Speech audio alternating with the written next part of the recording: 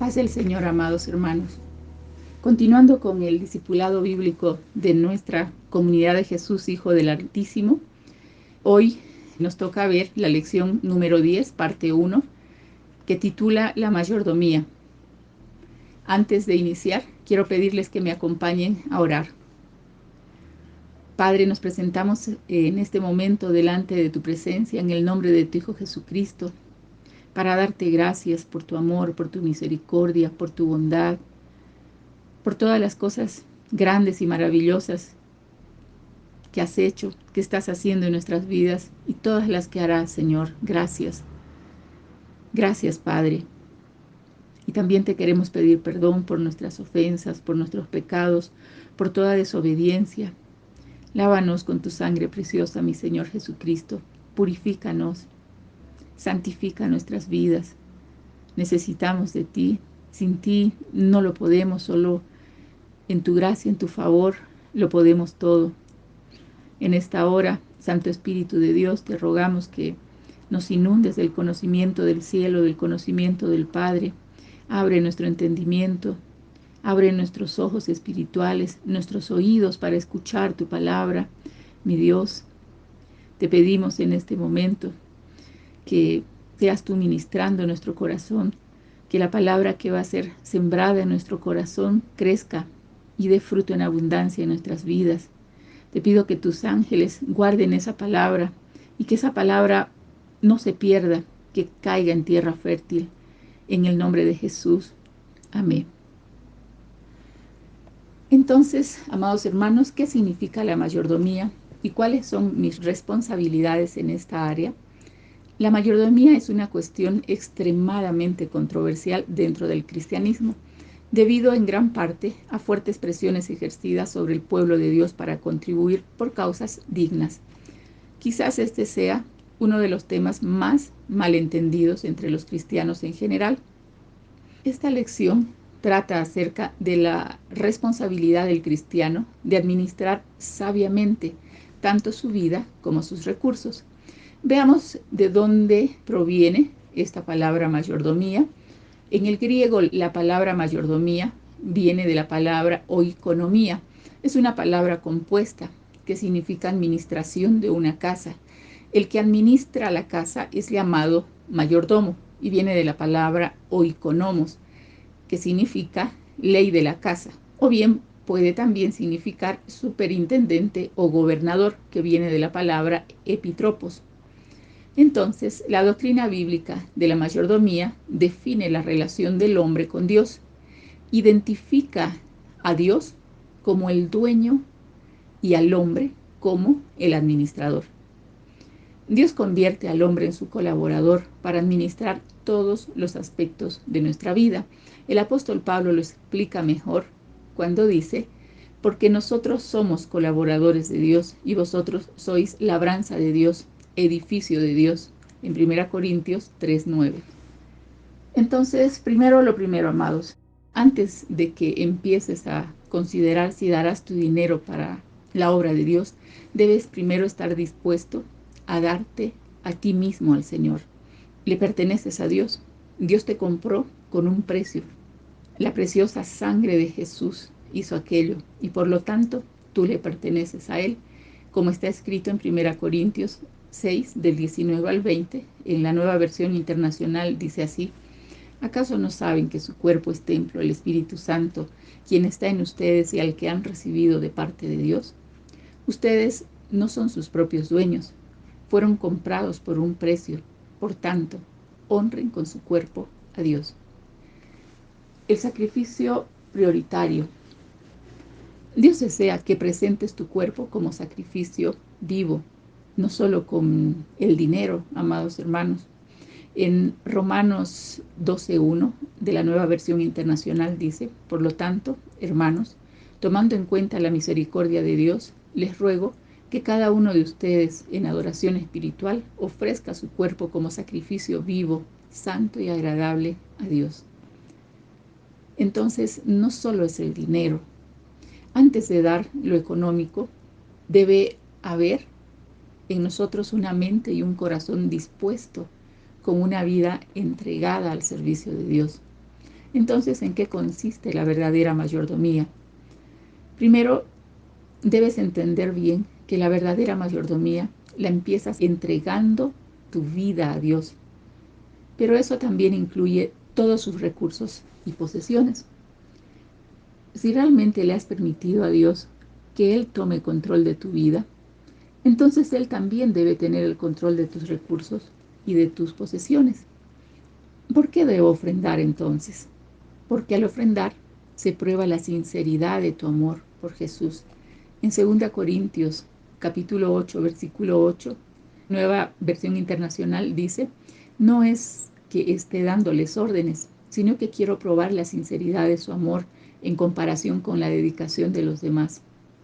Si nosotros amamos sinceramente a Dios, no vamos a escatimar tiempo, dinero ni servicios para ofrendarle a Dios lo mejor que tenemos.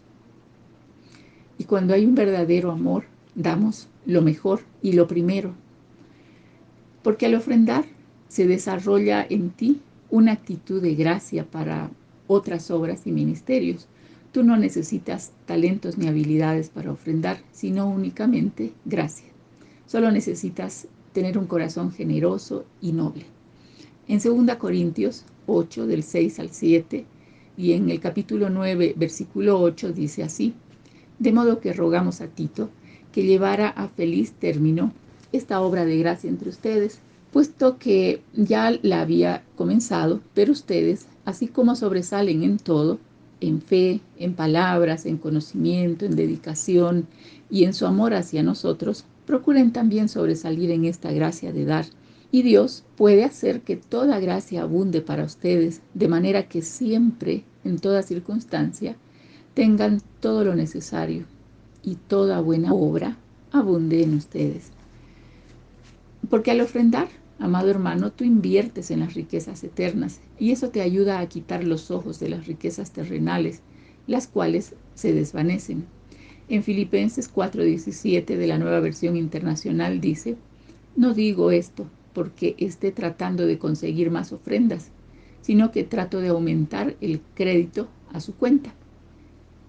En Mateo 6, del 19 al 21 dice: no acumulen para sí tesoros en la tierra, donde la polilla y el óxido destruyen y donde los ladrones se meten a robar. Más bien, acumulen para sí tesoros en el cielo, donde ni la polilla ni el óxido carcomen, ni los ladrones se meten a robar, porque donde esté tu tesoro, allí estará también tu corazón. Porque tú mismo, amado hermano, eres la persona que más se beneficia al dar. Leamos bien Hechos, capítulo 20, versículo 35. Y dice así: con mi ejemplo les he mostrado que es preciso trabajar duro para ayudar a los necesitados, recordando las palabras del Señor Jesús: hay más dicha en dar que en recibir. En 2 Corintios 8, del 1 al 5, en la traducción del lenguaje actual, dice así la palabra, reforzando esto mismo: hermanos míos, queremos contarles cómo Dios ha mostrado su amor y su bondad a las iglesias de la región de Macedonia. Estas iglesias han pasado por muchas dificultades, pero están muy felices. Son muy pobres, pero han dado ofrendas como si fueran ricas. Les aseguro que dieron todo lo que podían y aún más de lo que podían. No lo hicieron por obligación, sino porque quisieron hacerlo, y hasta nos rogaron mucho que los dejáramos colaborar en esta ayuda al pueblo de Dios. Hicieron más de lo que esperábamos. Primero se entregaron a sí mismos al Señor y después a nosotros. De este modo hicieron lo que Dios esperaba de ellos.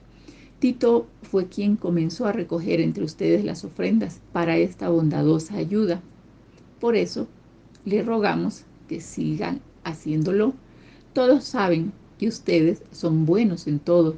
Su confianza en Dios es firme, hablan mejor, saben más, tienen mucho entusiasmo para servir a los demás y nos aman mucho. Ahora les toca ser los mejores contribuyendo para esta bondadosa ayuda. No les estoy dando una orden, solo quiero que sepan cómo ofrendan los hermanos de otras iglesias, para que ustedes puedan de esta manera demostrar que su amor es sincero. Ustedes saben que nuestro Señor Jesucristo era rico, pero tanto los amó a ustedes que vino al mundo y se hizo pobre, para que con su pobreza ustedes llegaran a ser ricos. Por el bien de ustedes, les doy mi consejo acerca de esto. El año pasado ustedes fueron los primeros en dar y además lo hicieron con mucho entusiasmo. Terminen lo que empezaron a hacer y háganlo con el mismo entusiasmo que tenían cuando comenzaron, dando lo que cada uno pueda dar. Si realmente desea contribuir, Dios aceptará con agrado sus ofrendas, pues Él no espera que demos lo que no tenemos. Pero no queremos que por ayudar a otros les falte a ustedes lo necesario. Escuchen bien eso. Lo que deseamos es que haya igualdad. Ahora ustedes tienen mucho y deben ayudar a los que tienen poco. Puede ser que en otro momento ellos tengan mucho y los ayuden a ustedes. De esta manera habrá igualdad. Como dice la Biblia, ni le sobró al que recogió mucho, ni le faltó al que recogió poco. Hay una pregunta que con frecuencia nos hacemos y es: ¿dónde debo dar mis ofrendas? Amado hermano, tu responsabilidad principal es estar en tu iglesia local, al lugar donde asistes, donde recibes la palabra. Todos los casos del Nuevo Testamento que se mencionan ofrendas están dentro del contexto de algún ministerio de la iglesia local. En 1 Corintios 16, del 1 al 3, es un pasaje clave al respecto. Veamos lo que dice en la Nueva Versión Internacional. En cuanto a la colecta para los creyentes, sigan las instrucciones que di a las iglesias de Galacia. El primer día de la semana, cada uno de ustedes aparte y guarde algún dinero conforme a sus ingresos, para que no se tengan que hacer colectas cuando yo vaya. Luego, cuando llegue, daré cartas de presentación a los que ustedes hayan aprobado y los enviaré a Jerusalén con los donativos que hayan recogido. Amados hermanos, cada uno de nosotros tiene libertad para ofrendar. Y claro que cualquier cristiano es libre de ofrendar para causas nobles fuera de la iglesia local, pues así tú puedes ser una herramienta también para llevar la bendición de Dios a otras personas. No obstante, amado hermano, es la iglesia local la que ocupa el lugar central en el plan de Dios. Todas las ofrendas fuera de la iglesia nunca deberán hacerse tomando del diezmo con el que contribuyes a tu iglesia local. Esto también se aplica a tu tiempo, a tu servicio, así como a tus posesiones. Continuando, hay una otra pregunta que también nos hacemos con frecuencia y escuchamos muchas desviaciones al respecto, y es: ¿en qué se usa mi dinero? Algo importante, amados hermanos, que debemos tomar en cuenta es que una de las primeras cosas en las que se utiliza el dinero es para el sostenimiento económico del pastor y los ministros de la iglesia. Veamos lo que dice 1 Corintios, capítulo 9, de los versículos 13 al 14. ¿No saben que los que sirven en el templo reciben alimento del templo y los que atienden el altar participan de lo que se ofrece en el altar? Así también el Señor ha ordenado que quienes predican el evangelio vivan de este ministerio. Veamos lo que dice Gálatas, capítulo 6, versículo 6. El que recibe instrucción de la palabra de Dios, comparta todo lo bueno con quien le enseña. En 1 Timoteo, capítulo 5, versículos 17 al 18, dice así: los ancianos que dirigen bien los asuntos de la iglesia son dignos de doble honor, especialmente los que dedican sus esfuerzos a la predicación y a la enseñanza. Pues la Escritura dice: no le pongas bozal al buey mientras esté trillando, y el trabajador merece que se le pague su salario. Entonces, está claro que por esos motivos es el pastor y los ministros de la iglesia quienes deben en primera instancia ser sostenidos por el dinero de los diezmos y ofrendas que ingresan a la iglesia. También el dinero que ingresa a la iglesia es utilizado para otras obras y ministerios de Dios sostenidas por medio de la iglesia local. Veamos lo que dice Filipenses 4, versículos 15 al 16. Y ustedes mismos, filipenses, saben que en el principio de la obra del Evangelio, cuando salí de Macedonia, ninguna iglesia participó conmigo en mis ingresos y gastos, excepto ustedes. Incluso a Tesalónica me enviaron ayuda una y otra vez para suplir mis necesidades.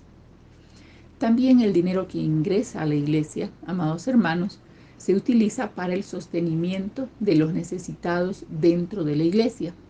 Hermanas y hermanos que no pueden ser sostenidos por sí mismos, que son fieles al Señor Jesucristo en la iglesia. Para ellos es que va destinado este dinero también. Veamos que dice Hechos 6:1. En aquellos días, al aumentar el número de los discípulos, se quejaron los judíos de habla griega contra los de habla aramea, de que sus viudas eran desatendidas en la distribución diaria de los alimentos.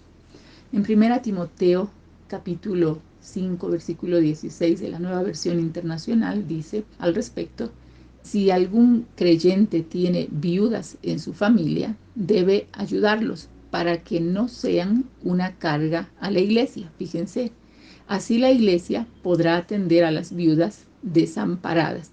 Entonces, no es a cualquier viuda. Si la viuda tiene con qué sostenerse, pues la iglesia no lo va a hacer, ¿no es cierto? Entonces, la iglesia está para sostener a quienes están desamparadas y no tienen un ingreso para poder sostenerse. ¿En qué más se utiliza los dineros de los diezmos y ofrendas? Para satisfacer las necesidades que determinen los líderes de la iglesia. Según 2 Corintios 8:4, rogándonos con insistencia que les concediéramos el privilegio de tomar parte en esta ayuda para los santos. Hechos capítulo 11, versículos 27 al 30, veamos qué dice al respecto. Por aquel tiempo, unos profetas bajaron de Jerusalén a Antioquía. Uno de ellos, llamado Agabo, se puso de pie y predijo por medio del Espíritu que iba a haber una gran hambre en todo el mundo, lo cual sucedió durante el reinado de Claudio.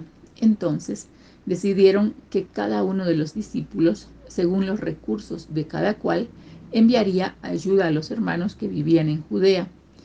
Así lo hicieron, mandando su ofrenda a los ancianos por medio de Bernabé y de Saulo. Otra pregunta que con frecuencia nos hacemos es: ¿cuánto dinero debo dar? Examinemos, amados, algunas cantidades que son mencionadas en la Biblia. El diezmo. ¿En qué consiste el diezmo? En el Antiguo Testamento, Dios manda a dar los diezmos, los cuales por obediencia debemos cumplir. Dios desde el principio sabía que el dinero era un tema muy sensible para el hombre. Por eso pone a prueba su obediencia, poniendo su fe en las bendiciones de Dios, tal como está escrito en el libro de Malaquías, capítulo 3, en los versículos 7 al 12. Y dice así: desde la época de sus antepasados se han apartado de mis preceptos y no los han guardado. Vuélvanse a mí, les dice Dios, y yo me volveré a ustedes, dice el Señor Todopoderoso. Pero ustedes replican: ¿en qué sentido tenemos que volvernos? ¿Acaso roba el hombre a Dios? Ustedes me han robado, les dice Dios, y todavía preguntan: ¿en qué te robamos? En los diezmos y en las ofrendas. Ustedes, la nación entera, están bajo gran maldición, pues es a mí a quien están robando. Traigan íntegro el diezmo para los fondos del templo, y así habrá alimento en mi casa. Pruébenme en esto, dice el Señor Todopoderoso, y vean si no abro las compuertas del cielo y derramo sobre ustedes bendición hasta que sobreabunde. Exterminaré a la langosta para que no arruine sus cultivos, y las vides de los campos no pierdan su fruto, dice el Señor Todopoderoso. Entonces todas las naciones los llamarán a ustedes dichosos, porque ustedes tendrán una nación encantadora, dice el Señor Todopoderoso. Qué bendición, amados hermanos, ¿no? El dar el diezmo. Entonces, el diezmo es una 10ª parte de los ingresos y tú te quedas con el 90% de todo. Dios no necesita tu dinero, amado hermano. Él quiere bendecir tu obediencia de manera sobrenatural, tal como está escrito en Malaquías capítulo 3, en los versículos 7 y 12 que acabamos de leer. El diezmo se entrega en el templo, el cual será administrado por los líderes. Los líderes administrarán este dinero en el temor de Dios para el mantenimiento de la iglesia y de los líderes que lo necesiten. En 1 Corintios capítulo 9, en los versículos 7, 11 y 13, dice así: ¿Qué soldado presta servicio militar pagándose sus propios gastos? ¿Qué agricultor planta un viñedo y no come de sus uvas? ¿Qué pastor cuida un rebaño y no toma de la leche que ordeña? En el versículo 11 dice: si hemos sembrado semilla espiritual entre ustedes, ¿será mucho pedir que cosechemos de ustedes lo material? En el versículo 13 dice: ¿no saben que los que sirven en el templo reciben su alimento del templo y que los que atienden el altar participan de lo que se ofrece en el altar? Jesucristo también, amados hermanos, valida el diezmo. En el Evangelio de Mateo encontramos qué es lo que él dice respecto al diezmo. Mateo capítulo 23, aclarando que es un evangelio de justicia, de misericordia y de fe, que es sobre toda ley. Dijo así nuestro Señor Jesucristo: ay de ustedes, maestros de la ley y fariseos, hipócritas, dan la 10ª parte de sus especias, la menta, el anís y el comino, pero han descuidado los asuntos más importantes de la ley, tales como la justicia, la misericordia y la fidelidad. Debían haber practicado esto sin descuidar aquello. Amados hermanos, Dios no quiere solo nuestro dinero. Lo primero que Él quiere en nuestras vidas es nuestra integridad. Él conoce nuestro corazón y Él sabe en qué circunstancia nos encontramos. Entonces, primero quiere justicia, misericordia, fidelidad y luego recién nuestro dinero. Entonces, pensemos bien antes de dar. Cada vez que vamos a entregarle algo a nuestro Señor, primero debemos ponernos a cuenta con Él y luego recién llevar nuestro diezmo o nuestra ofrenda delante de su presencia para que ésta sea agradable a sus ojos y no seamos llamados como Jesús les llamó a los judíos de ese tiempo. Les llamó hipócritas, porque ellos iban y daban y su vida no cambiaba. El dar va con un cambio de corazón, una transformación dentro de nosotros. Hasta aquí, amados hermanos, la primera parte. Vamos a orar. Les pido que me acompañen a orar en este tiempo para pedirle a nuestro Señor que sea Él ministrando nuestro corazón. Padre, en el nombre de Jesús, en esta hora, vengo delante de ti nuevamente, Señor, para pedirte que seas tú ministrando nuestro corazón, ministra nuestra mente, nuestro entendimiento. Revélanos en qué consiste el diezmo, qué es lo que verdaderamente tú quieres de nosotros. Revélale a cada hermano, Señor, tu palabra. Revélale respecto al diezmo, respecto a las ofrendas, cómo es que tiene que hacerlo, habiendo visto ya lo que está escrito, Señor, acerca de lo que tú quieres, que nosotros nos comportemos, que nuestros bienes, Señor, no nos pertenecen, que es tuyo, que tú lo pusiste todo delante de nosotros y nosotros somos tus administradores. Bendito Dios, haznos comprender esta gran verdad, haznos comprender, Señor, que primero necesitamos de ti, primero necesitamos ser cambiados, transformados para que tú nos puedas bendecir, para que la ofrenda y el diezmo, Señor, que demos, Padre Santo, nos sea de bendición. En el nombre de Jesús. Gracias, mi Señor. Amén.